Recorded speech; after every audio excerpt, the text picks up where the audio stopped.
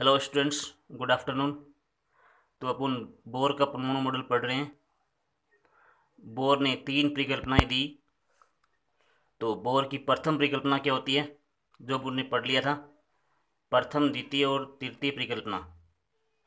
तो बोर ने अपने परमाणु मॉडल में तीन अभिक्रिया दिए थे, तीन परिकल्पनाएं दी थी। तो प्रथम परिकल्पना क्या थी कि वर्ताकार कक्षा में घूमते हुए इलेक्ट्रॉन वर्ताकार कक्षा में घूमते इलेक्ट्रॉन पर दो बल कार्य करते हैं, अभिकेंद्रीय बल और कूलाम आकर्षण बल। तो वर्ताकार कक्षा में घूमते इलेक्ट्रॉन के लिए जो आवश्यक अभिकेंद्रीय बल है वो कूलाम आकर्षण बल के बराबर होता है। ठीक है, जो अभिकेंद्रीय बल है वो वर्ताकार गति के लिए आवश्यक जो अभिकेंद्रीय बल है वो कूलाम आकर्षण बल के बराबर होता है। और वहाँ पर इलेक्ट्रॉन जो है वो वर्ताकार कक्षा में चक्कर लगाता है, और जो नाभिक होता है उसका आवेश कितना होता है, प्लस जेड ई।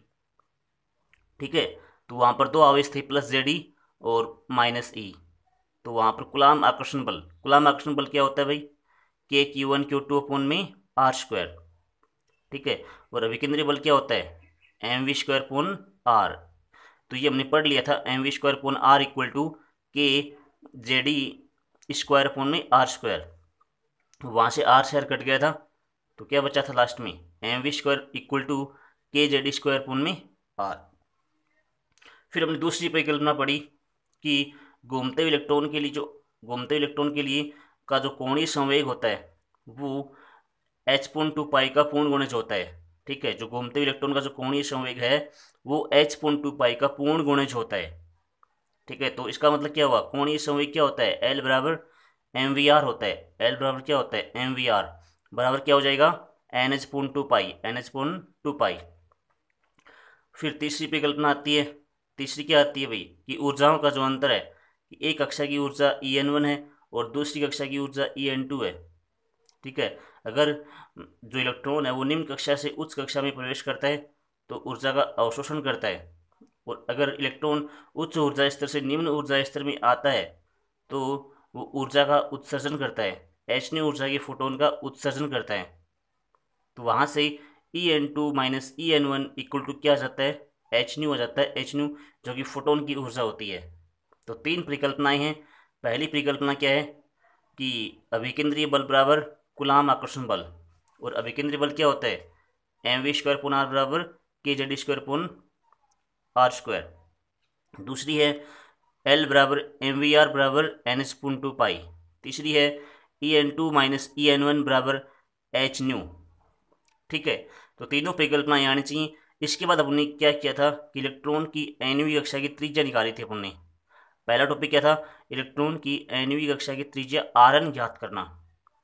तो Rn ज्ञात करने के लिए अपन ने ये ज्ञात कर लिया था, उसमें समीकरण नंबर जो बोर की प्रथम परिकल्पना है और बोर की द्वितीय परिकल्पना है, बोर की प्रथम और द्वितीय परिकल्पना को अपन ने काम में लेकर के वहाँ से आर का मान निकाल लिया था। ठीक है, ध्यान रही, बोर की प्रथम परिकल्पना और बोर की द्वितीय परिकल्पना काम में आएगी। तो वहाँ से अपन ने निकाला था कि nवीं कक्षा की त्रिज्या कितनी आती है, Rn बराबर epsilon not h square upon में पाई एम ई स्क्वायर। वहाँ पर एप्सिलॉन नॉट क्या होती है, निर्वात की विद्युतशीलता होती है। इसका मान कितना होता है, 8.854 10⁻⁻12। एच प्लांक नीतांक है, इसका मान कितना होता है, 6.62 10⁻⁻34। पाई एम इलेक्ट्रॉन का द्रव्यमान है, 9.1 10⁻⁻31 kg। ई इलेक्ट्रॉन का आवेश है, 1.6 10⁻⁻19। और एन स्क्वायर पुन जेड, यहाँ पर एन क्या है, कक्षाओं की संख्या, कक्षा की संख्या है, कक्ष की संख्या है एन, और अपॉन जेड क्या परमाणु क्रमांक है, प्रोटॉन संख्या भी कहलाती है। तो देखो ये नियतांक है बाकी सब। तो यहाँ पर क्या बच जाएगा, आर एन समानुपाती n² अपॉन जेड बच जाएगा, आर एन समानुपाती n² अपॉन जेड। तो ये वाला जो फॉर्मूला है वो पीछे वाले टॉपिक से आया भाई, वहाँ से अपन उससे आगे पढ़ रहे हैं अपन। तो आर एन समानुपाती क्या हो गया, n² अपॉन जेड हो गया। ठीक है, ये बाकी सब नियतांक है, इसको हटा दिया। तो यहाँ से देखो क्या निकल के आएगा, आर एन समानुपाती n² और आर एन समानुपाती 1/z। ठीक है, तो ये वाली बात यहाँ से निकल के आ रही है। तो आर एन समानुपाती n² इंपॉर्टेंट चीज़ है। पिछली बार ये वाला क्वेश्चन पूछा गया था, 2018 में ये वाला क्वेश्चन आया था 18 में। तो 18 में क्या पूछा था कि सिद्ध कीजिए कि nवीं कक्षा की जो त्रिज्या है, nवीं कक्षा की त्रिज्या कक्षाओं की संख्या की वर्ग के समानुपाती होती है। कि nवीं कक्षा की त्रिज्या कक्षा की संख्या की वर्ग, कक्षा की संख्या n क्या होती है भाई, कक्ष संख्या होती है ना। तो nवीं कक्षा की त्रिज्या कक्ष संख्या के वर्ग के समानुपाती होती है। ऐसा क्वेश्चन पूछा गया था कि सिद्ध कीजिए कि समानुपाती होती है। तो आर एन समानुपाती एन स्क्वायर। अगर यहाँ पर n का मान 1 है तो 1 स्क्वायर 1, अगर n का मान 2 है तो 2 दूनी 4, 3 है तो 3 तिया 9। तो इस प्रकार से अनुपात आ जाएगा।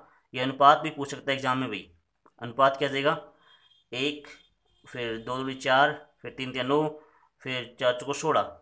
तो 1 4 फिर 9 फिर 16, इस प्रकार से अनुपात चलता रहेगा। ठीक है, तो इन त्रिज्याओं का अनुपात होता है बोर कक्षाओं का अनुपात। और यहाँ से ये अपॉन में जेड है तो आर एन समानुपाती 1/z आ गया। अगर यहाँ पर पूछे कि हाइड्रोजन परमाणु की प्रथम कक्षा के लिए, नेक्स्ट जो है ना वो हाइड्रोजन परमाणु की प्रथम कक्षा के लिए पूछा गया। देखो अगर हाइड्रोजन परमाणु की बात करें तो हाइड्रोजन परमाणु के लिए जेड कितना होता है 1। और प्रथम कक्षा की बात कर रहे हैं, प्रथम कक्षा का मतलब क्या हुआ, n=1 हो गया, n=1। तो यदि n=1 और z=1 रखेंगे यहाँ पर तो कितना बन जाएगा, सीधा ये वाला बच जाएगा, केवल केवल एप्सिलॉन नॉट h² अपॉन में पाई m e² बच जाएगा।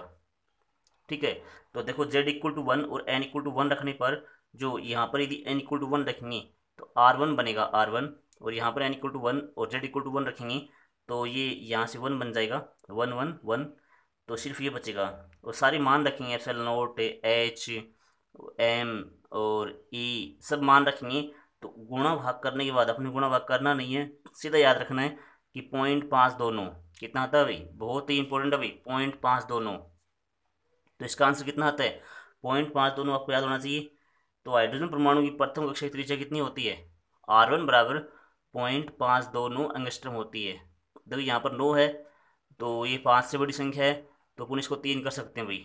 तो इस मैंने यहाँ पर 3 किया हुआ है क्योंकि 9 जो है 5 या 5 से बड़ी संख्या है। तो मैथ में ऐसा कर सकते हैं, अगर कोई 5 या 5 से बड़ी संख्या हो तो 2 की जगह अपन 3 कर सकते हैं, एक अंक बढ़ जाता है। ठीक है, तो ये पुण्य कर लिया भाई। इसमें याद करने वाली बात ये है, जो ये आर का जो मान है वो आगे काम में आएगा, epsilon not h² pi m e² n² upon z। तो ये आपको याद करना पड़ेगा यहाँ से। और एक तो है इंपॉर्टेंट, ये जो R1 जो त्रिज्या है वो कितनी है 0.529 एंगस्ट्रम है। ठीक है, अब देखो नेक्स्ट क्या है ये भी याद करनी पड़ेगी आपको, सीधी याद होनी चाहिए। इसी तरह क्वेश्चन पूछ सकता है कि हाइड्रोजन परमाणु की प्रथम कक्षा की त्रिज्या कितनी होती है 0.529 एंगस्ट्रॉम होती है। और एक सीधा क्वेश्चन ये बन सकता है कि त्रिज्याओं अनुपात क्या होता है, त्रिज्याओं अनुपात 1 4 9 16, ये बोर कक्षाओं का अनुपात, त्रिज्याओं का अनुपात होता है। ये अनुपात वाला क्वेश्चन भी पूछ सकता है। और यहाँ पर आप एन का मान जैसे कि द्वितीय कक्षा के लिए और जैसे कि जेड जैसे हीलियम के लिए पूछ सकता है।